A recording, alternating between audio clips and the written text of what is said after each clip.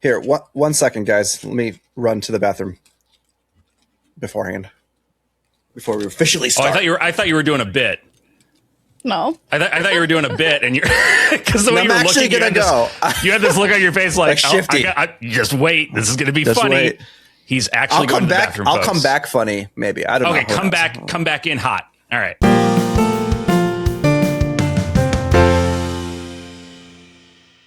Hi there, and welcome to the JRPG Pursuit, a podcast for all things JRPGs. I'm Emily. I'm Branden. And I'm Abdallah. And today we want to investigate, I want to say, an age-old question in the RPG realm. Is Zelda and other Zelda-like games actual RPGs? Or are they their own kind of action-adventure things that people like to classify them as? Yes. Nobody has any feelings about this. There are no strong emotions tied to this topic at all, so it should be a breezy one to get through. Should be no weird comments. Yeah. No controversy at all. The comments won't be filled with anger and opinions. So and resentment, whatever our opinions are. But the reason why we wanted to bring this topic, which very relevant to RPGs, I think, in general, is the Adventures of Elliot. Millennium, why am I blanking? Millennium Tales, Tale, something like that. I get the plurals messed up. Is it the Adventure of Elliot, the Millennium Tales? Is it the Adventures of Elliot? I think he's having multiple adventures, right? He's an adventurer. So he's an adventurer. That's his thing. Occupation. Right. So I think it's Adventures of Elliot. It's got to be plural adventures. Yeah. Gotta be. Not just one adventure. No, certainly not. Multiples.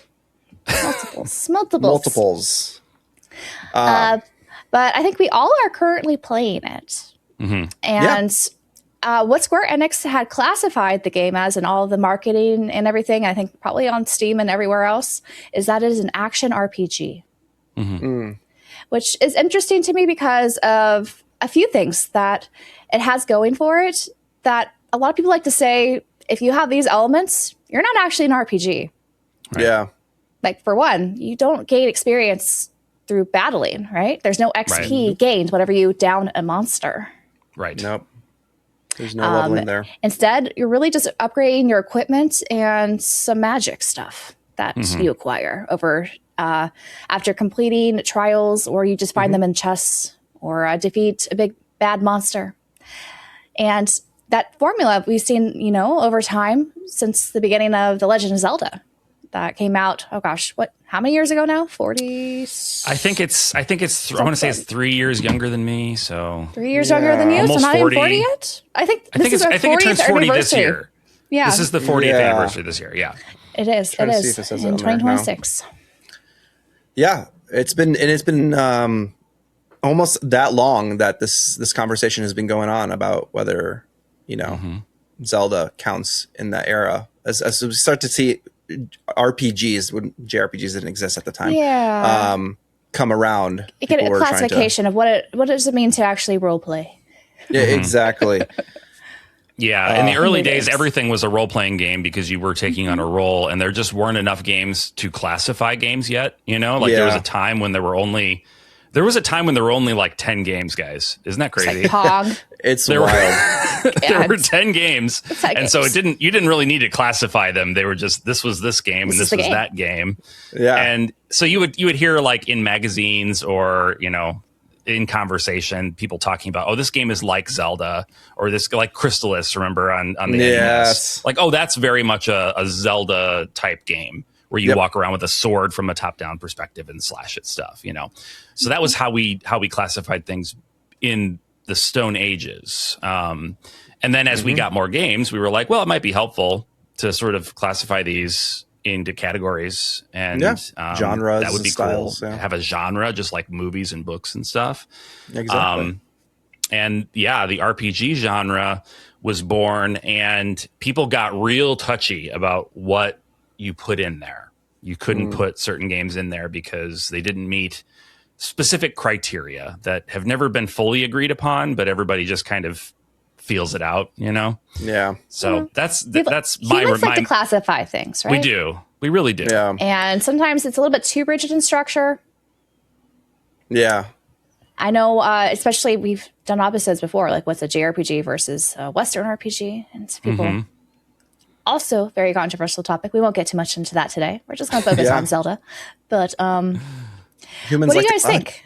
Like humans before like we get, I guess, into the conversation about things. The 2 favorite things to do: classify. Yes. Classify. Basically, that's just... But anyways, what do you guys think? Do you think Zelda, just in general, in this argument, do we consider these like true RPGs, or is it something? That's that's the money question. The question. You want to go first, Dalla? Go first. Yeah. So I feel like it's a spectrum of Zelda games at this point that we're dealing with, because there's so many different kinds and different things that has happened. But for the most part, I feel across the board, Zelda games are more action adventure games. And that's kind of harkens back to how Miyamoto thought of Zelda, and how like when original Zelda was created as more of like an adventure game. It wasn't kind of thought of as like something how, basically how developers were thinking when they built like JRPG or RPGs in general for the first time. This was something about kind of exploring and just being a character and running around a world. Like the first line they give you, right, is, hey, take this on your adventures. It's dangerous outside. It's dangerous outside. Take this. And your items do, you get better swords, you get better abilities and armor and things like that as you go. But I kind of like compare that to, if you want to take a modern take, kind of like Monster Hunter. Like no one thinks of Monster Hunter as a JRPG, but they think of it more of... I feel like that's also a controversial thing. I think it is. Some people like they don't say JRPG. Maybe they say just an RPG. Maybe. I still feel like it's like it more it toes that line heavy. Though. Yeah, it leans heavy on more like building armor, building weapons. You're not really... Stats are not changing in terms of like your levels, and you're not progressing in a certain way like that. You're progressing by like fighting monsters and building things, which I guess technically you can do stat builds, technically, on other things, but it's just a different, I think, application rather than having the more, I guess, enemies you fight build towards your experience. It's more of the time you put into it and how far you go in your adventure. Is kind of how it dictates how your character's growing. Exactly, and I think Zelda kind of grows with that too, because like you see ebbs and flows. So like with like Adventures of Link, the second one on the NES, you do see leveling up in abilities to it basically has more of an RPG style gameplay. It's like an action RPG that you're going through and you're leveling up, and then you kind of go back in to the more, and SNES, you have the Link to the Past, where it's more like traditional adventure game, and then even up to the point where like Breath of Fire. What am I saying? Breath of the Wild. I was like, where are you going with this? I really want Breath of Fire, so my brain was really like, thinking Breath of the Fire. Breath of the Fire. To speak it into existence here. Exactly. Please, come on. Summon it. Do it. But Breath of the Wild, you start to see this like new idea of like having like actual like weapons that can scale up in power and break. Break's my least favorite aspect of that, but also like armor that changes, and you can kind of like upgrade your character and make Link more powerful or whatever that. Yeah. So there's like a little bit more that you can kind of start to customize and play around with your character, which might lean it towards JRPGs or RPGs in general. But overall, I think Zelda is more adventure like. Yeah. I don't play it like an RPG. Right. Like I don't go out my way and grind, to get better. Like there are certain aspects where a grind could help if you are low on money and trying to buy items and things like that. But for like a pure like experience standpoint of trying to get your character stronger, that's less of a thing that can happen, I guess. Yeah. Like it's not so much like you get good with practice. I guess you get good with practice in a different aspect than you sometimes do with RPGs. Or more traditional RPGs. I feel with RPGs, you can just like you can get good by just becoming stronger. Wherein like I compared this to more like a platformer, where to be good and to get good at it, you have to play it multiple times, and you have to get good at like the actual like mechanics, the rhythm of the plays, that you're moving. And granted, like with turn-based or action RPGs, you also have to get good like ease games. They're not easy. No. But some of them, like, you could kind of get by, like, like Elden Ring, right? So that's kind of like the big Souls. Like, if you spend the time, you could get better by just putting in the hours rather than trying to master the combat. Exactly. But then, that kind of goes into like, how do we define all these different things? There's so many different, like, it's a spectrum of.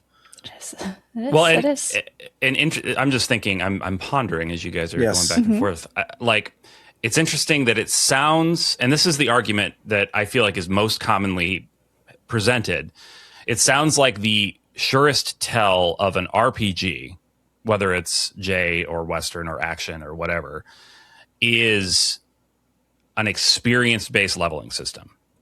Like, that's it. Because in Zelda, you are going on a quest, you are getting new equipment, upgrading your equipment, you're battling monsters, you are progressing through a story.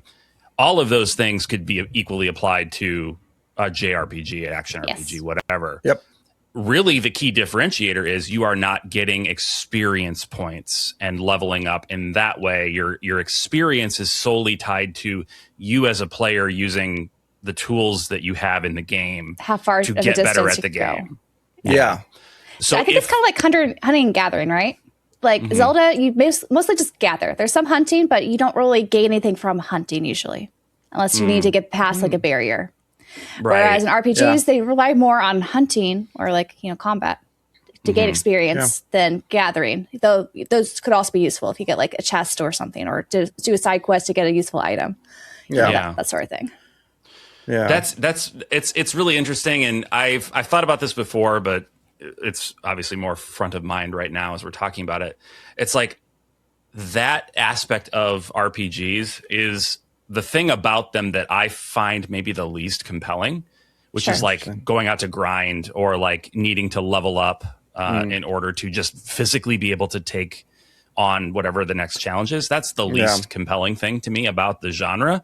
And that seems to be the thing that defines the genre, which is funny, That's right? True. Like, why? Story-wise, well, because I think it goes back to D&D and to like role playing games in general. It's like the whole key aspect of that is that you're on an adventure, you're doing these things, but then what is the part that people love? The numbers, to be able to make these builds and the experience points to then further pull in more skills, more abilities and things like that. Max out get the stats as high as possible so they can take on the next challenge in those games.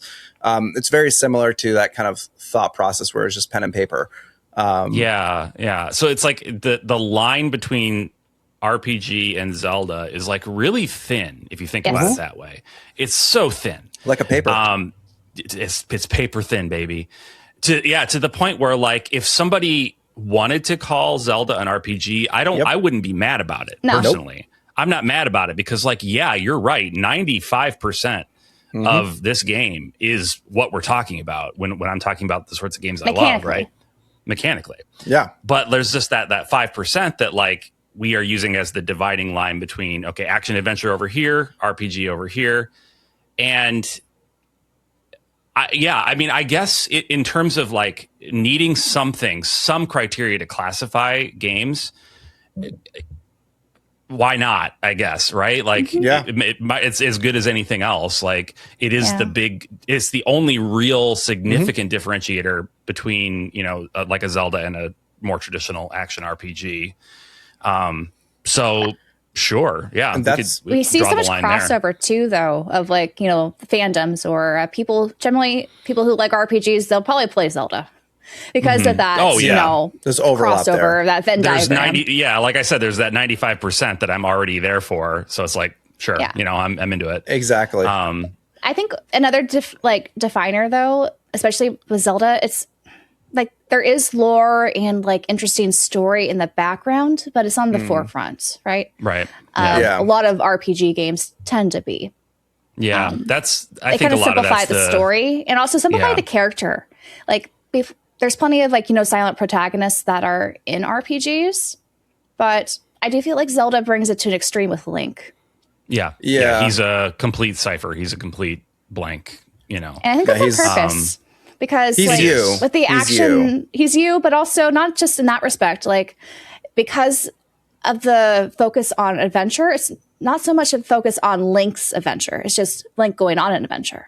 Like there's kind of a distinction there where it's not so much you're looking for character growth in terms of personality and depth and things with the character. It's just you're just going out on an adventure, surviving, and maybe saving the day. That's that's definitely the Miyamoto influence. Mr. Games Don't Need Stories himself. It's the adventure, not the story that you're on. Right? Yeah, it's not not the story of Link. It's the adventure of Link. Exactly. Which he doesn't like that game, which is maybe that's a bad example, but he does. I don't know that he doesn't like it, but he doesn't consider it like a real Zelda. A real game? A real Zelda? Real Zelda, yeah. I don't think he was really involved in Zelda 2. But anyway. You can still say the same thing, though, with the other Zelda games. They're kind of the same. It's the focus on the adventure. Like, maybe you have to say Princess Zelda or take down, Ganon. But it's not so much Link's story. Right. It's the kingdoms. It's Hyrule's story or wherever he is. And that's interesting because, like, if you think about it, like, the ones that really, like, I don't know, like Majora's Mask, let's say, for instance, like that one I think gets close enough to being like Majora's Mask, like having kind of like a more distinct story. It's not like as heavy as other, like other games in general, but like that's like one of the ones that like I think there's more emphasis on story. Yeah, like there's more people have memories for that one that are both like horrifying and like. When I played it, I was like, well, "There's a timer." It's a terrifying game. What? Yeah, oh yeah, there's a timer to it. It's a scary, it's got a dark, oppressive. The moon thing's atmosphere. Creepy for sure. Yeah.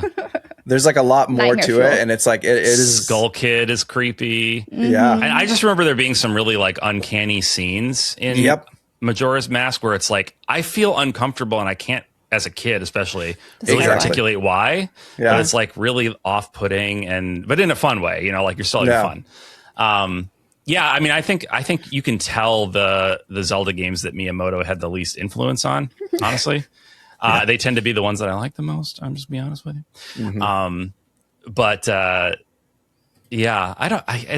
It's an interesting topic, and I know people get really mad about it. Here's the thing, though, and I'm pretty confident in this. If Zelda in the next big Zelda game introduced actual hit points and experience points and that 5% that we're saying differentiates Zelda from RPGs, if the next Zelda game introduced that to the series, people would still wholeheartedly say it's not an RPG. Yeah. They would die on that. I imagine, because it's like people don't like to change their minds, for one thing. Like it's a hard thing to ask a person to do, to change their mind. But it's like Zelda has become a genre almost in and of itself. Like we call it action adventure, but because of how distinct I think a lot of the Zeldas are through the eras are. Yeah. Gameplay wise, and atmosphere, and so many other aspects of it.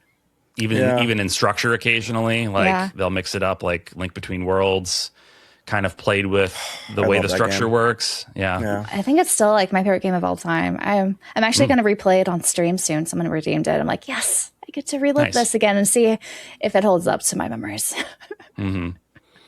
But one I think interesting bit of this conversation is a lot of these Zelda-like games, they tend to be the isometric, like top-down Zeldas. You don't usually describe like Zelda-like as something similar to Breath of the Wild. I would say maybe this is going to change as we go further into, maybe more of that being developed. If we're going to get more iterations of Breath of the Wild. But I think that's true. Yeah. I think the cost of that is pretty high right now. Like for like a lot of these like Zelda-like games, they're indie games, and they're like more lower budget. The isometric kind of works for that, and that's why like so many indie games are like the 16-bit to 32-bit style. It's just more feasible for a small team. Exactly. Yeah. For sure. But also, like, are there more top-down Zelda games than 3D Zeldas at this point? Or have they been surpassed by 3D now? There were, so you've got the first, Zelda 1. If you want to count Zelda 2, I guess, because of the map, I don't know. Yeah. You could let's count it just for simplicity's sake.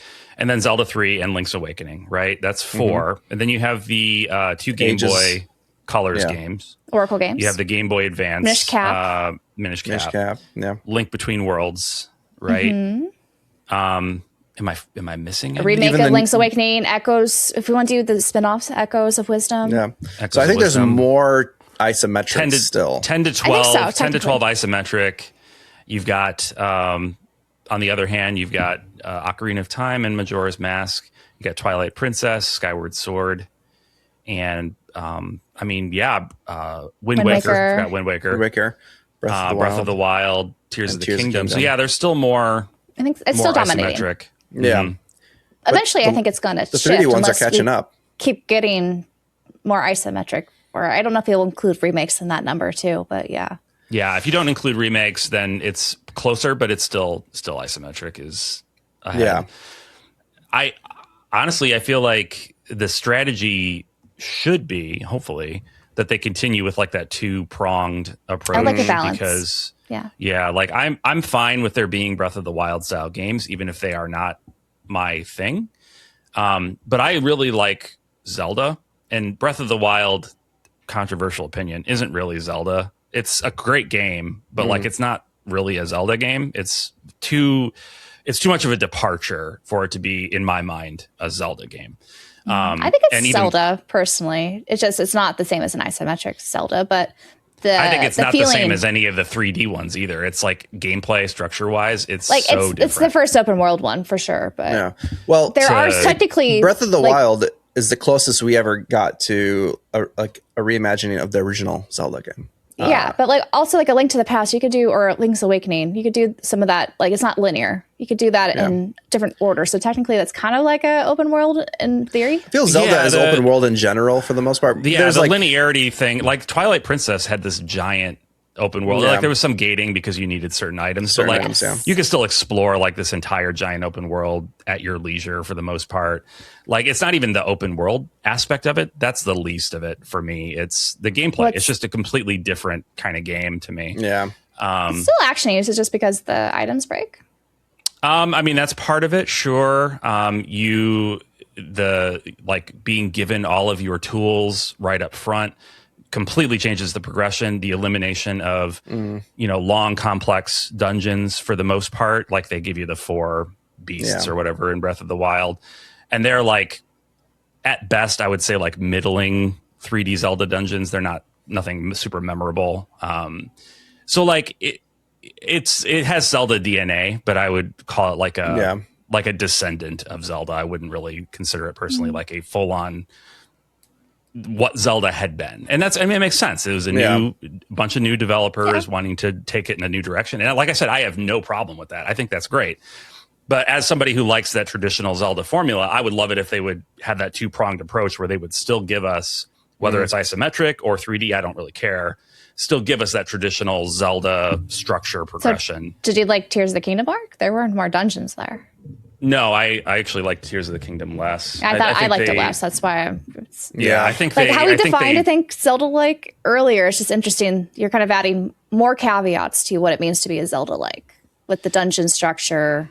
And some of the other things. Well, not necessarily what it means to be a Zelda-like. What it means to be a Zelda. Just Zelda. Just a Zelda game. Like the way that series has been. Like Mario has always been run to the right and jump on dudes. And like if Mario suddenly had a completely different structure to the game, you'd be like, this doesn't feel like Mario. This is a different kind of thing. That's how people felt when Sunshine came out. Just throw the hats at them now. There's a little Sunshine bit. Changed a bit of the mechanics. You could argue that. But Sunshine is a great example where it's like suddenly you have this tool that feels so weird to like in the context of Mario.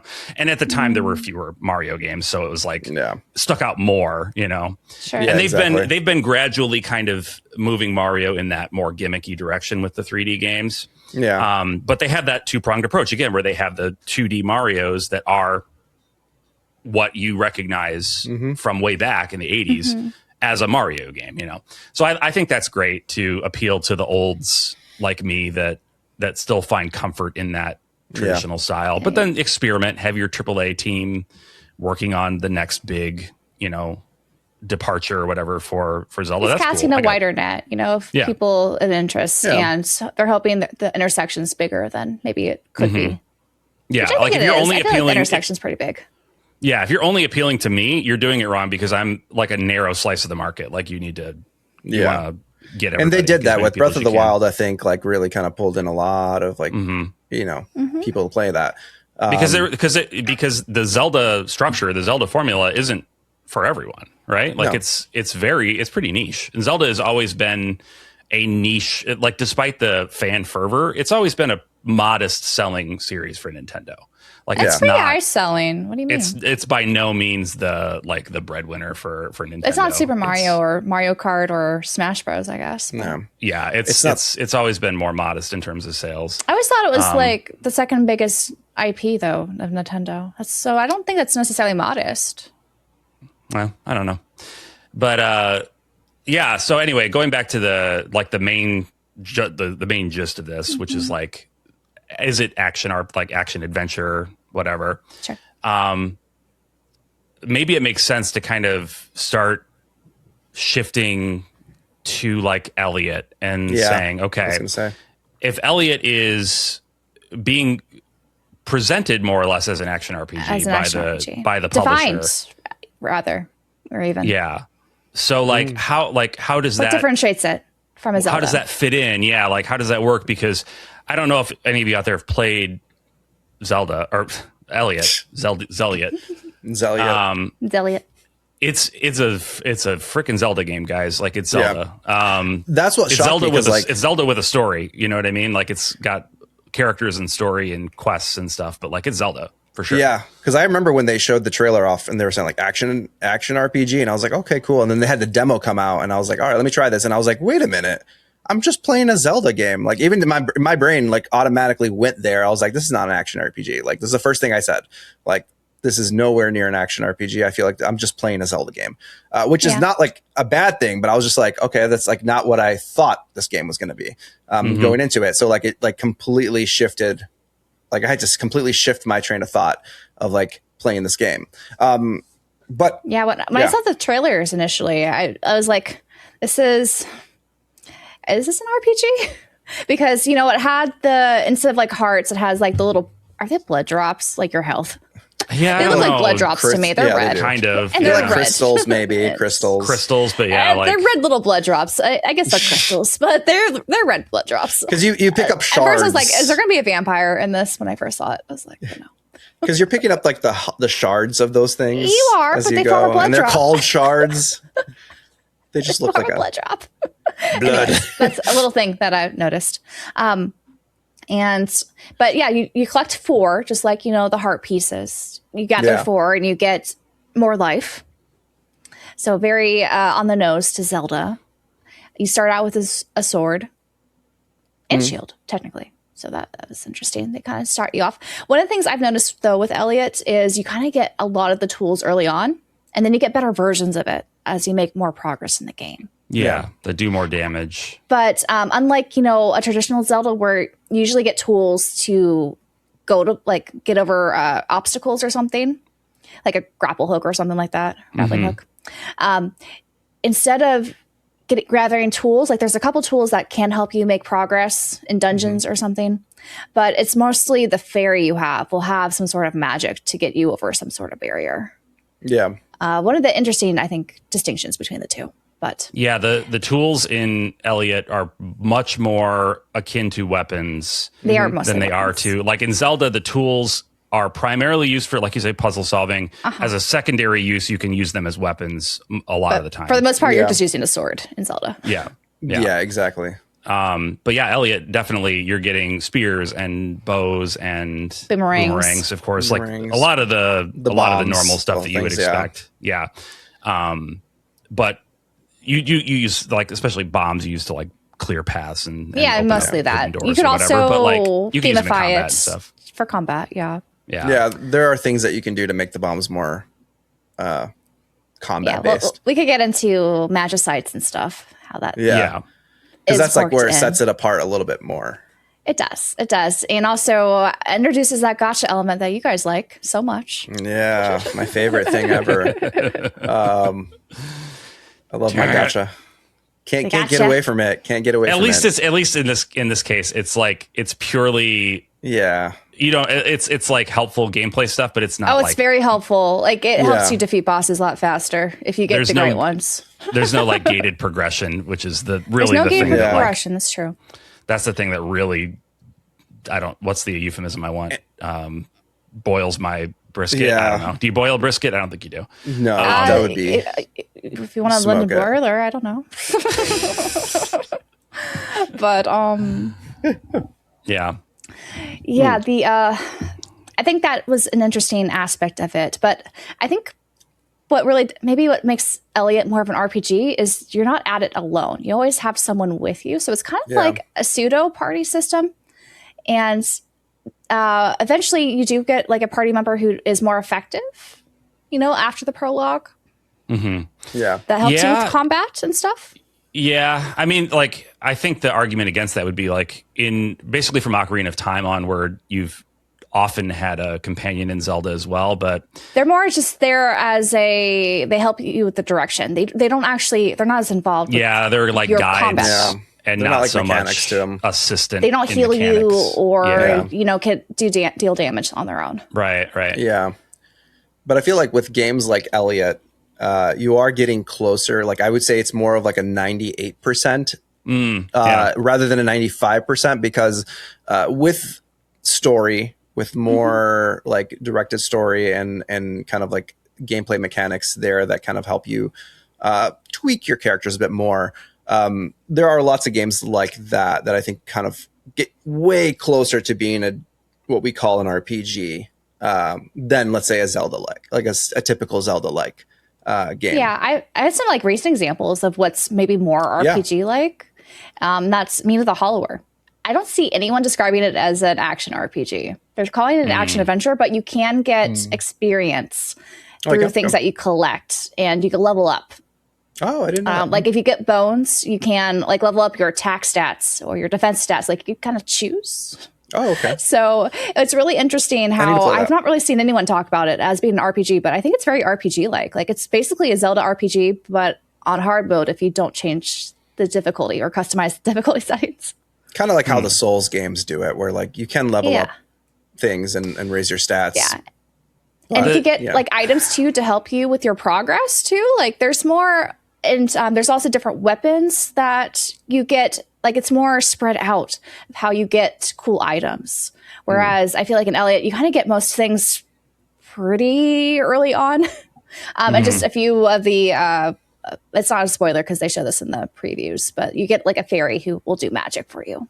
Yeah. Right. Yeah. It is a short game though too. Like shorter. Which one's the short game? Elliot? It's fairly short, but like 30 hours. It's kind of long for a Zelda. It feels like in terms of a like Zelda-like. Yeah, like that's maybe long for a Zelda-like. Yeah, like I think you could do it faster if you don't do any of the side quests and you don't want to collect all the cats. Mm-hmm. There's a lot of cats you could collect. I love Princess Hyria saying, I didn't expect to see a cat here every time I go into the main town. Every time. You didn't expect it? What do you mean? You see it every day. Time. This is one of the things that has been bugging me with when is this going to stop blowing your mind, lady? It's every single chest, every single cave you go in. It's not even just her. It's the fairy too. I'm like, yeah, they all. Yeah, even if you like change in the settings, you can make your companion more quiet. I'm like, it's not enough. We gotta mute you. That's just as an aside, and this started with Zelda because hey, listen became a meme for a reason. This idea of the Gabby sidekick, I actually Gabby don't have a problem with sidekick. Why are they doing these gender norms? I'm sorry. Right. I honestly don't have a problem with it in theory. The problem is that they only say like 4 things. They only say 4 things, and they say it over and over and over. It's like, I don't care if they talk the whole time. If they're saying something unique and interesting while I'm playing, if they're having conversations or stuff, like, a lot of modern games will have the characters talking as they're progressing or whatever. In the party, it's fun. Yep. But Final if they're Fantasy just repeating the same lines. remake games, like that's great. And they're just like having the stories progressing as you're moving through the world and the characters are developing. That's great. But yeah, the character that repeats stuff over and over, it's like... I'm more or less immune to it now. It doesn't really bother me in the moment. But if I sit back and self-mute, if I tune it out. If I sit down and think about it, I'm like, that is pretty dumb. Pretty dumb. But also, it's really, they're trying to direct you. Like, it's supposed to be kind of like an illusion of like an open world-ish thing you could explore, just have an adventure. But really, you have your companion just telling you where to go. And like, let me. Oh, I don't think that's the right way. We should go back the other way. We're not right. We have better things to do with our time. Why are you in here? I'm like, shut up. Let me explore. I'm here to have fun. Dang it. Right. We don't have to just mainline this game. Let me soak in the atmosphere. See if there's a cool secret. No. Exactly. But I've been trying to tune that. I think you technically can lower the volume. I should do that next time I play it. Annoying female sidekick, very much a staple of the Zelda universe. Why does this have to be a thing? Yeah. I don't know. Make it a dude, annoying dude. Spread the wealth. Hey, like let's pull a Daxter. And just have a little Daxter. Yeah, get a little Daxter in there. I like Daxter, guys. Don't be mean to Daxter. I've never played it. I don't know. He's the comic relief. I know, that's the thing. That's his thing. He's like talkative and like. The thing is, the female companions in these Zelda-Likes, they're not comic relief. They're not. No, they're not funny. They're very serious. Have them be funny. Let them be funny. I know. Women let them be sarcastic and be girls silly. Can't be funny. What are you talking about? But like, there's like similar to Elliot, I think one of the games I wanted to bring up that kind of goes back to the Zelda-like, but with more, especially from a story perspective, is Alundra. On the PS1. This game was incredibly hard, especially because working design made it much harder. They made it hard. Yeah. Like the Japanese got the easier mode. So if you do want to play it on the normal mode, though, there's a hack out there. There's also a hack online. People have patched it to be the unworking design version. Unworking designs, yeah. Yeah, which I do recommend because it makes it like more tolerable. But this game has a similar concept in terms of you're not really kind of leveling up as much. You're kind of running around a world and you're doing things. But there's like the whole idea of Alundra, like the main character, he can go into the dreams of people, and he's dealing with people who are like stuck in these like perpetual, like, I don't know, they're in a coma of like, and they're dealing with something horrific probably in their dreams. So that he has to go into these dreams and doing these. So it has a really cool, compelling story and narrative that kind of pushes you along. That makes it like, sets it apart from a typical Zelda game. So it gives you a little bit more narrative, which I think is also something I look for in an RPG, because RPGs are very much narrative focused. Mm-hmm. There's some sort of narrative aspect to it. But it's also one of those games I think like just needs a bit more love. And also like a it's stuck on the PS3 digital storefront, but it's hard to access. I think that's the only. That's the last place you can actually buy it right now outside of the disc. Yeah. It's a shame. It's a shame. The sequel was not well liked. I don't even think it's technically it's not even really part of the. Was it another game that they called Alundra 2, or was it? I think it's like not part of the same. Like it's not part of the same story or anything like that. Yeah. It's just like its own thing, unrelated. And it's not well liked, so it was it's too bad. Exactly. But yeah, that was a cool series. I remember playing it and being like, oh, I'm nostalgic for this like terrible 90s anime style. Yes. That's like, I think objectively so hideous, but like, I feel warm and fuzzy. I love that like late 80s, early 90s like anime aesthetics and stuff like that. I think in comparison to like modern styles, it's so hideous to me, but I love it. I love it. I don't know. There was definitely a style back then, but they didn't make like very pretty characters sometimes. It's hard. It's hard. But it is great. Yeah. Yeah, I think there's a lot of great other like isometric action adventure Zelda-like games out there, especially in the indie scene. I'm quite fond of Tunic and Death's Door. Some people like to also describe like Hollow Knight as Zelda-like in some respects.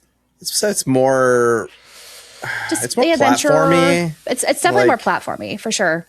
Because what does it remind me of? Like the whole genre mashing. Blended. It reminds me of DuckTales on the NES. DuckTales.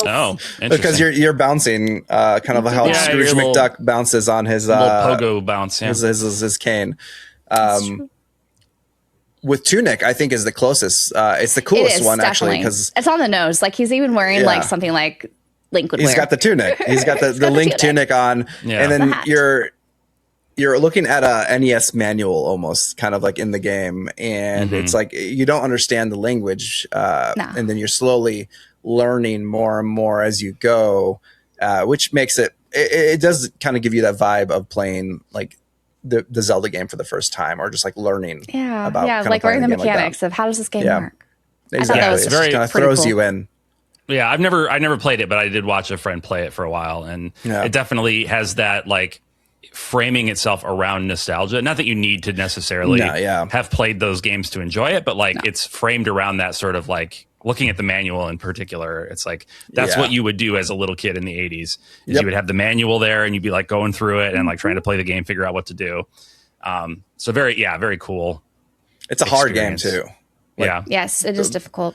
The battles can get very, which is kind of interesting to me. Like, I feel like a lot of Zelda-like games, depending on, I guess, which one you're talking about, or even like ones I've taken on to that genre, say like Me the Hollower or something like that, there's like somewhat of a difficulty curve in the beginning.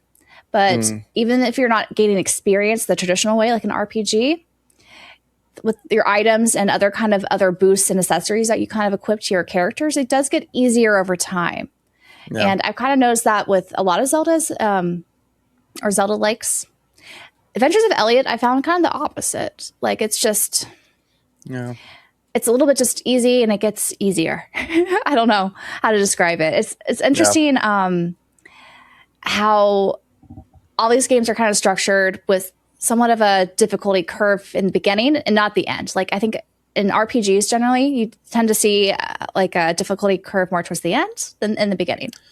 And I feel like Adventures of Elliot kind of took that approach too. I wonder if it's like due to the original demo. Because like when I played the original demo, I got like, it was fine. And then I got to the boss and it like wrecked me multiple times. And I was like, whoa. So they like, took the feedback. Yeah. Because that was one of the demos where they take feedback and they're just like, all right. So like, I wonder how many people said like, this is really hard. And they kind of dumbed it down a little bit to make it more palatable. Where it's not hard in the beginning and then it gets easier. Instead, it's just easy throughout. And what's the and do you guys know, maybe you don't know, but like what changes when you up the difficulty? Is it just the amount of damage you take? It's how spongy they are. Yeah, because like I feel like what you really want is not just that, but like up the enemy's AI, you know, like have them be harder to kill. AI. But it's the same, like you just take more hit, you just take more damage. You just take more damage. So technically you have to play better. Yeah. You have to play better. You have to basically dodge better or use your shield more and then also deal out more heavy hits. That's kind of what it is. Hard for me. I've always been a dodgy boy in these games and there's no real dodgy, at least I don't have it yet. So there's no dodge. Using the shield is like, that's hard for me. That's like keep consciously reminding. It's like they're almost trying to do a Zelda-like or a Souls-like. Like there are some instances where you have to time the shield right to like knock back things. But the problem it's not quite Souls though.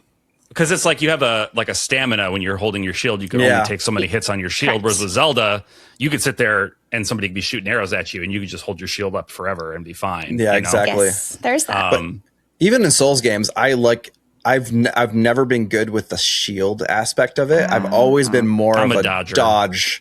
Like I'm so much more inclined to being good at like dodging and like things like that. I usually am too, except I think I had to learn for what's it called? Cold Vein 2. Like the dodge mechanic was not. Yeah, the dodge is like not there were very some things you had to use. You had to use the that's shield. True. Oh. Yeah. Dodging. That's how I would do it in the Souls games. Is like almost nude. Wearing a kick-ass mask. If I have a mask, I'm going to put on a crazy mask. Like at least shirtless, and I'm just rolling through everybody. Just rolling. That's how we roll. Get fast. Literally. I really want that in my Zelda-Likes. You can you could have Link in Breath of the Wild be basically nude. Yeah. Get that. Does he dodge? I forget. Does he roll? Does he dodge roll? Yeah, you can. And like Link, because you can kind of like you're shifting, like you can just jump from, jump around, right, yeah. And that's usually what I'll end up doing in terms of just like how Zelda games have always played. Yeah, the Z targeting, right? Like, Z targeting, and then I would just kind of shift around the dash and jump around. Yeah, exactly. One thing I wish Elliot had was a dash. They don't have no dash. They don't. No running. Some kind of a dash, like even just a dodge roll. You'd see people spamming it on speed runs, just like dodge rolling everywhere. Mm-hmm. Yeah, that would be great. Yeah, I get that. That's not what they're going for, but it is kind of a bummer. It's missed. I know. It's just something I want to do while walking around the I don't think I like to just like roll around that slowly, but I'm like, just go a little faster, my guy. Just go a little faster. And also, if they could make it so you could roll into stuff in people's houses and make stuff break, that's great. That's the best. Yeah. It's phenomenal. Yeah. And they don't react. Nobody reacts. You can't break anything in houses, I've noticed in Elliot. No. It's unfortunate. He's very polite. He does not break. He's too respectful. He is a very dignified adventurer, guys. That's the benefit of having a voiceless, personality-less protagonist is you can be a sociopath, and it's fine because he doesn't have a personality. No, but Elliot, he's a gentleman. He takes off his hat. He takes his hat off. Himself. Yeah. I do like Elliot. I do like Elliot. I think he's very sweet. He's charming. Yeah. But like almost to where he's just kind of like an archetype. I don't know. Like he's a little bit too charming. I'm like, you need some flaws, my guy. But that's just me. Well, I feel like it's a very straightforward I'm not far story. enough in that they would even have introduced. I could criticize a little bit more, I think, about the story, but I don't want to get too much into spoilers. Maybe we could do that on another episode once these guys beat the game. We could talk more about it. Yeah. Should hopefully be soon. But for just to get a taste of how my playthrough is going with Elliot, I was really into the prologue demo. Like I think that was fantastic and how they kind of laid the foundation. And the game has been fun. It just hasn't felt the highs that I felt in the prologue. Like it's been like I kept like expecting more, but it's just kind of like it kind of plateaued for me a little bit. And there's almost a sense of samey. And even like new areas you go to, it's a little samey. So I feel like I'm kind of going through the motions as in my playthrough right now. I'm like about, I want to say 3/4 of the way done. That's like maybe even closer to being done. I feel like I'm pretty done almost where I'm at. And so that's been a little bit disappointing for me personally, but with Team Asano, like if they want to bring this back again, just like what they did with like Octopath Traveler 2 and 0, like I feel like they always iterate on the formula that they're trying even better next time.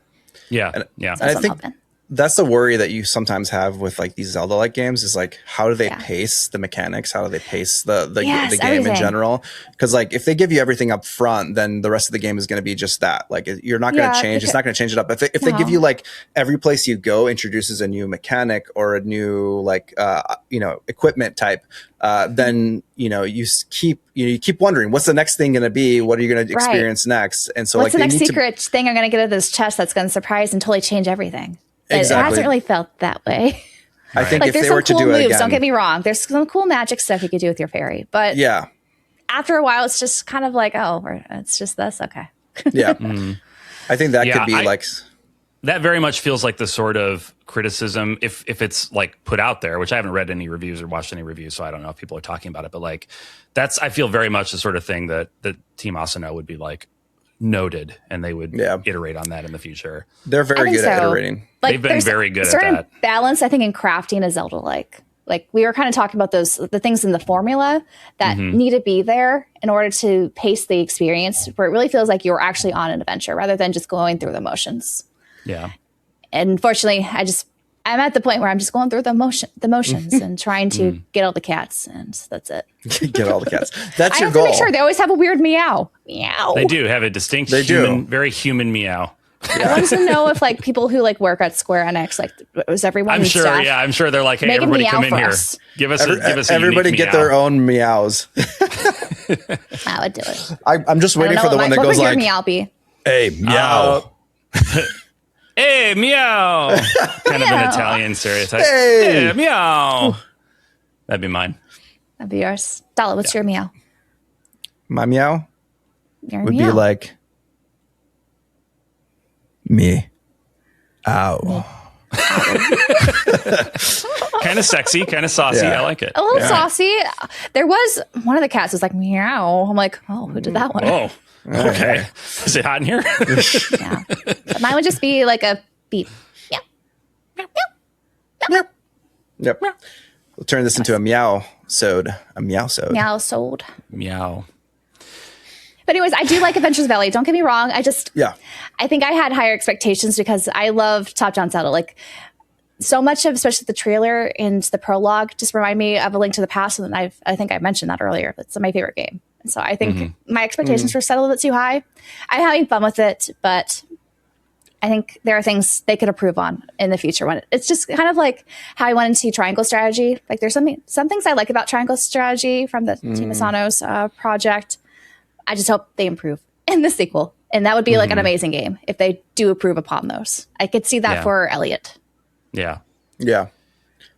I wonder if they'll do another one because they haven't done anything for triangle strategy yet. So I wonder if they do, can they change the name? That's a stupid name. I don't think it'll be triangle strategy. No, they will never change names. I think they'll change names. They'll just have something else as a strategy RPG. They better go back to it though. They miscalculated a little bit. They've done that. Like they had Octopath Traveler, and it was. I remember when they first showed it. The trailer said name not final. Yeah, or it was like working title only or whatever. And people were like, "Oh, that's good though. That's very funny. Like you should call it Octopath Traveler. That's nonsense. We love it." And so they did, and they're like, "Oh, okay, people like our nonsense." And then they were like, "Triangle strategy." No. And then they were like various day life. And I'm like, okay, you're done. Stop. I feel like various day life was like rock bottom for that. Like the why. That was in the sewers, man. Like that sounds like a really like the first two words of a really bad light novel that's like 40 words long. Yeah, like a paragraph. I hate it. Adventures of Elliot is fine, although Elliot just feels like a very normal name, just like a normal guy's name. Like I remember after they announced it, he's very normal. I remember after they announced it, I did a mock-up of the logo with the cover image, and I changed Elliot to Jeff because I was like, that is also a name that is just very normal. It feels like it was as equally appropriate as Elliot. I can't help but think of Elliot from Trails. I saw someone posted a picture online. Yeah. And it was like they did the Adventures of Elliot, the Milliam Tales, and it had like Milliam and Elliot. Oh, and I was like dying. It was too good. That's pretty good. That's good. Yeah. That's good. Man. But what would you guys like to see in a Zelda-like in the future? Like either Zelda from Zelda itself or something, that's more, would you like it to be its own thing or would you like it to more cross over to the RPG realm? Kind of like what Elliot has done in terms of like story, adding more kind of layers to the Zelda-like formula. Yeah. That kind of pushes it more towards, the genre that we all love. JRPGs.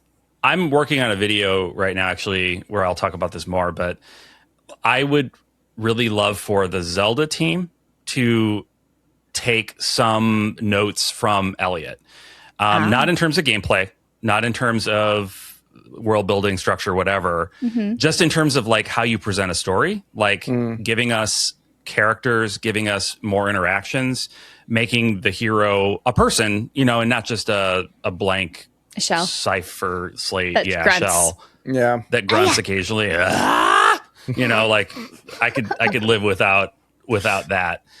So like that to me, like as we're playing it, and Dallah and I were talking about this last night, it's like, it feels like, Zelda playing, mechanically, it feels pretty close to a Zelda, but like, it also feels like a Square Enix game, Yeah. And I was like, oh, I like that. It's like they stepped in and they did, they worked with Nintendo on Mario RPG and they took the Mario franchise, which is always been one thing, and they made it an RPG, and it's like, oh, that was a cool partnership. Yeah. They could do that here too if they wanted. Like they could work with Nintendo and do a Zelda. It wouldn't have to be a turn-based RPG. It could still be a Zelda game, but just like infuse it with that story sensibility that Square Enix does. That would be what I would like to see.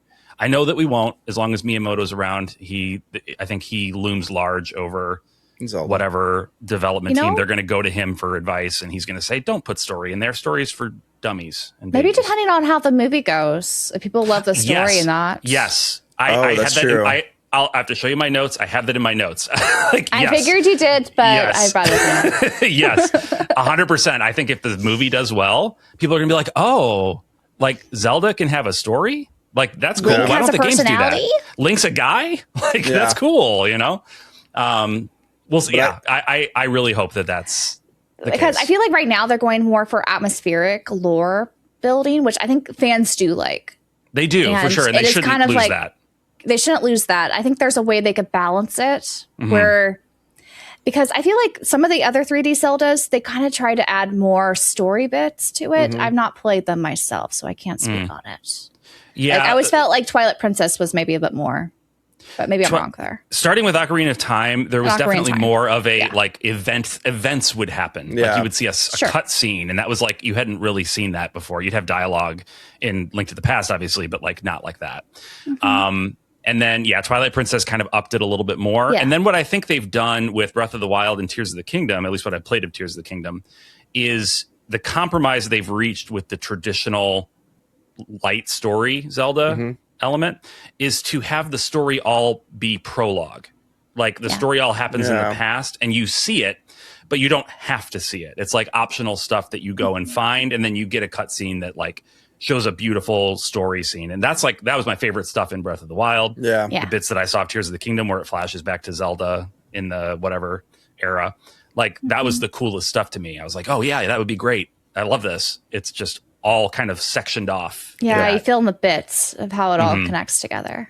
Yeah. But having more of a forefront story, I think, could be interesting, see how that goes. Yeah. But I don't know if they would, because of how, how different Zelda has been over the ages. I think they're trying to tie this as Zelda is like this sort of storytelling lore. Yeah. You don't want to differentiate that so that it feels like it has its identity still. Which is exactly that falls in with the desire that I have for there to be like two prongs of Zelda, where it's like there is a Zelda series for people that just want that kind of atmospheric lore and then the gameplay and the structure that they like, and then there's a tier, like a branch over here for people that want more story focus, more traditional, more character focus, dialogue and stuff. Yeah, interesting writing. Yeah, and that's what I think. Like, that's my thought process on it too. Is like you have the main Zelda branch that's going to give us, what they want to get the most people come in. But they also have like teams that are working on things like Echoes and things like that. So like they could make a side game that maybe leans closer to what an RPG is in terms of narrative and everything like that, because they are experimenting. Things. Yeah, Nintendo's been farming it out. Star Fox was done by a different company, right? A lot of Nintendo's like a lot of them are. Yeah, a lot main games are all like farmed out by these like smaller development teams outside. Square Enix could get a farmed out thing again. Maybe. I mean, that's exactly what Team Asano does. There's like only 10 people in Team Asano. Yeah. And they're not making games. They're designing and creating and managing, but everything is farmed out to outside studios for sure. Yeah. And it's a really smart, effective way of developing. Hey, they have how many games in the last decade? So many games compared to other studios or places developers. I know. But I would love to see like Zelda with an actual story, and even if they made it like an action RPG, like where you can actually go around and move around, like something like Ys, I think would be really cool. Like I feel like that's the closest we could come to like a story-based Zelda-like in that respect. Like not a mainline game, but it could be just like a nice who's side game. Now, I would still want him to not be silent because I also, if you want us to choose his dialogue, kind of like Adal, closer to that version of Adal. Give him some sass options. Of course. I want a sassy Link. I feel like Breath of the Wild Link, actually, Breath of the Wild Link, despite being a blank slate, it does have some sassy dialogue options, which I kind of appreciated. Yeah. Or not even just dialogue options, like how he like kind of reacts. Yeah, his facial expressions and stuff. Yeah. They do give him a little bit more to work with, so it's nice. A little more. Yeah. But so, Did you share yours, Emily? I don't remember. Did you share it already? Share what?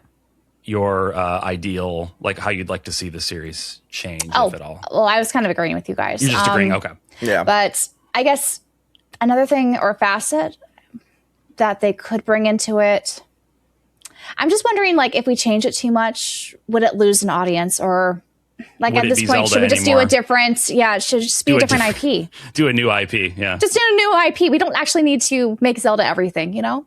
Yeah, yeah, yeah. That's another thought I've had, because I'm pretty content with where Zelda is. I think it'd be cool if they introduce more story, kind of like Elliot, but, you know, that's a new IP that's trying to give us story and Zelda-like combat. And so I'm pretty happy with this first attempt. I just think it could be better. I want to push the envelope, so it's really good. Yeah. And hopefully more people will latch on, but I don't know. Part of me is like, is the story why some of these other Zelda-likes that do involve more story, like they haven't caught us on as much as Zelda has, you know, as a franchise. Maybe. Sure. Like, is that some weird barrier that like the greater public have less interest in, which is probably true. Yeah. Which makes me sad. Yeah. Yeah.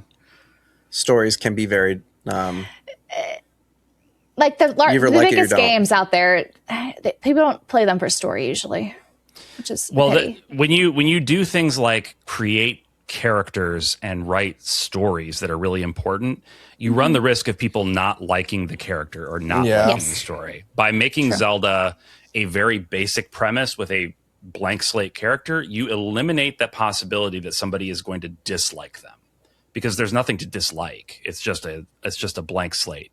And so you can just focus on the gameplay and the background lore and stuff that Zelda does so well. So I do understand why they don't, but I think we all kind of wish that they would take the chance and like branch out, give us something a little more risky. A little more risky would be fun. Yeah. But also, I just would like more isometric Zeldas, I think. As my bias, I guess, because I grew up with those and I like them. Some of the Zelda-like games that try to do their own thing, like I appreciate them, but I feel like, especially in the indie scene, there's a little bit too many. Sometimes it's hard to kind of, you know, there's a ton. There's just yet another one coming out. Do I want to spend my time and see if this one will actually, you know, check all the boxes for me, or should I wait for however many more that are probably going to come out? So some of it, I think the Zelda-like has been a little bit overworked in some respects, but I think there's still room for innovation that can really push the envelope and make some cool experiences. Yeah, I agree. Absolutely. Well, thank you, everybody, for hanging out with us today. Yeah. We would like to hear what you guys think about Zelda. Is it an RPG? What would you like from a Zelda-like experience as an RPG enthusiast? Yes. I'm assuming you are an RPG enthusiast, unless you just clicked on this video randomly just to say Zelda is on RPG. Yes, thank you. But you probably didn't get this far. That was the case. And what else? Anyone playing Adventures of Elliot? Yeah. How is it feel? Let us know what you think. Yes. Well, because again, none of us have finished it yet. I'm probably the furthest in. You are the furthest in right now. Yep. I have mixed feelings, but maybe the landing will stick. You know, maybe I'll have a different opinion. If so, I will mention it on the podcast in a future episode. Yes. Yeah. Let us know all that stuff in the comments. I would say that the comments are a safe space, but we all know that they're not, because people are weird. But please feel free to just comment, and we would love to hear what you think. Yes. We always read them. We do. Even if we don't agree with them, we always read them. But anyways, I hope we want to thank all of our members, our channel members, for making these podcast episodes possible. And for Pursuer and Pursuer Plus members, we'll have a after show right now. We will. We're going into it. It should be uploaded by now. It is. Hopefully. Yeah. Should be. And enable it. just a quick note for those of you, particularly if you are listening to this the week that it's released. Next week is our 100th episode of the JRPG Pursuit. That is banana crazy pants. Because we've been doing this every week, guys, for 100 weeks. 100 there have been weeks no breaks, guys. No breaks. There's been an episode every week. Yeah. And we're going to bring that to you live, I think, right? In person. Well, live in person. It won't be live. We'll be in person. Though. We'll be all together, and you will. It'll be recorded. Yes, we'll be at Anime Expo. So if you do see us walking around on the off chance, come say hi. Yeah, it's a big convention center, but who knows? You might see us. Who knows? You never know. I think once this airs, there's not really much of a chance to say hi. Oh, wait. Maybe. Come say hi in advance. And this airs. Oh, if you're listening to it on your way to LA, if you're not there, that's true. You might have a chance. You might. Maybe. Depends on when you're listening. So for those who listen to this the day it comes out, you get to know right away. You get to know in advance. Yeah. Where it will be. Anyways, should we meander a little bit more, or should we wrap it up? I don't know. I was gonna say, I think we said all we wanted to say. We're going on an adventure. This is like a Zelda episode, right? Woo! Yeah, it's dangerous out there. Take this. On that note, take care, everyone. Bye-bye.